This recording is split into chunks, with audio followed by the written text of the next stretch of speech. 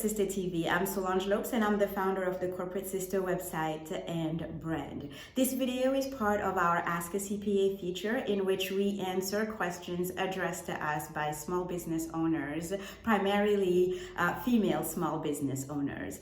Today's video addresses the question, what kind of goals would you suggest that I set as a woman small business owner as I begin this new year? This is an excellent question.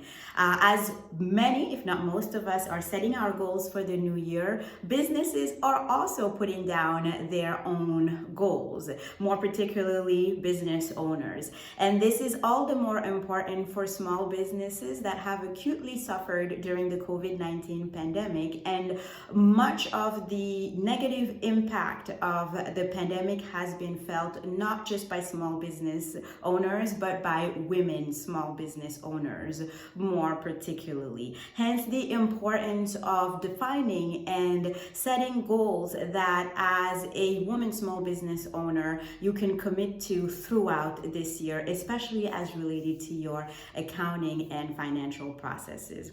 So here are 3 simple yet absolutely crucial goals that I would like to suggest to you as you're undergoing your own goal setting process at the beginning of this year.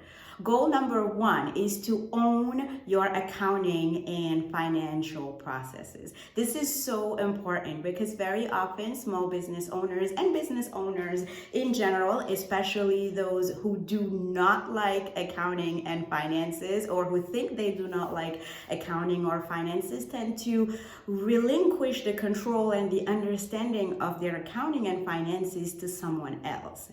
Now, even if that someone else is an expert, relegating the control and the understanding of your accounting and finances to someone else puts you at a significant disadvantage.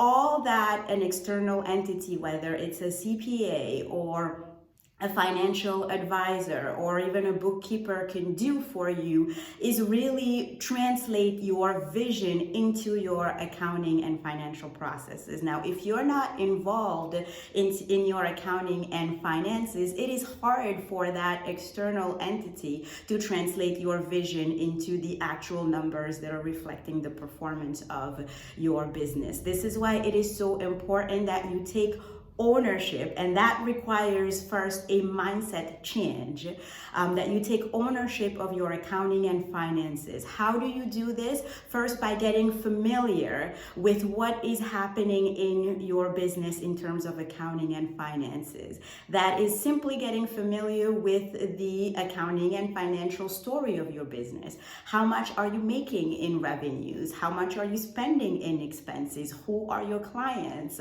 How much have you been invoicing your clients? How much have you been invoiced from your suppliers? All of these are elements of the accounting and financial story of your business that you need to be familiar with and get to a point where you are mastering the accounting and financial story of your own business and where you are accountable and taking ownership for your actual business. That was tip number 1.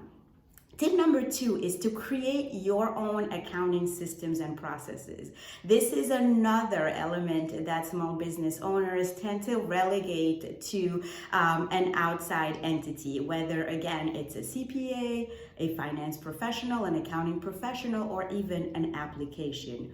What this does, however, is take away from you the initiative and the ownership of how your accounting and financial processes are working. Now, without the absence of your ownership, without the absence of your own accountability as to your own accounting and financial processes, you're in quite a vulnerable position. This is why it is important for you, even if you have to sit down with a CPA, with a financial expert, or study a particular app or a particular system, for you to be aware of what types of systems and processes are being used in your business and to be okay with those systems and processes. Even better, if you could come up with those systems and processes that work for you based on your your understanding, your schedule, and other priorities in your life and business, it's even better. That was tip number 2. Last but not least, tip number 3 is to commit to your accounting and financial education. Again, you do not have to be an expert. You can even rely on an outside entity such as a CPA, a financial advisor, even an application or a particular system, and that is actually recommended. However, in order to own your business, to own your accounting and finances, you need to be educated as to what it means. That may mean just grabbing a few books and reading up on running your own accounting or what your accounting means. It may mean hiring somebody to teach you or taking a few courses here and there, or investing in an application that can do the same for you. These are the 3 tips that I wanted to suggest to you as you start the new year as a small business owner, as a woman small business owner, in order to steer your business in the right direction in 2022. I hope these help. Please let us know if you have any more questions by emailing us at corporate@thecorporatesister.com. Thank you for watching, and I'll see you on the next one.